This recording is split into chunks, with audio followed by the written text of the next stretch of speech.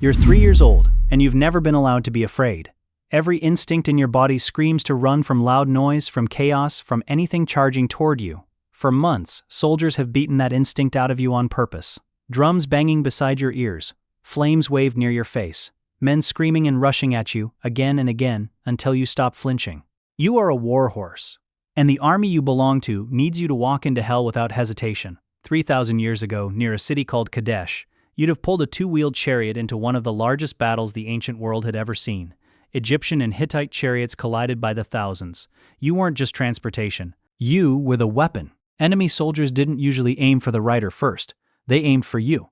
A spear angled low could gut a horse in seconds, and a dead horse stopped a chariot, a cavalry charge, an entire formation, instantly. Killing you was often faster than killing the man you carried.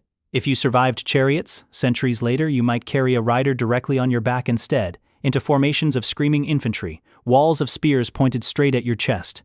Soldiers trained specifically to brace pikes at horse height, not human height, because they knew exactly what would make you stop. And somehow, despite every survival instinct screaming otherwise, trained war horses kept charging anyway. Some horses became legends for this.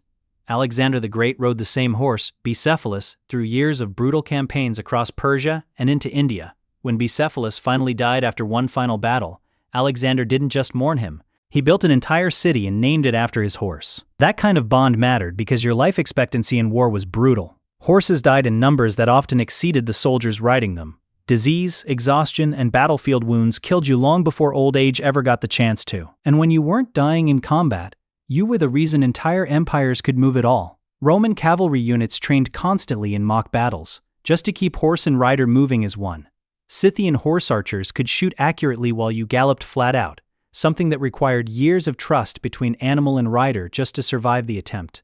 You weren't a vehicle. You were a partner forced into humanity's bloodiest decisions, asked to override millions of years of instinct, for a war you had no understanding of and no say in. Subscribe to WhyThis for more stories nobody else tells properly. Would you have charged into that chaos? Let me know below.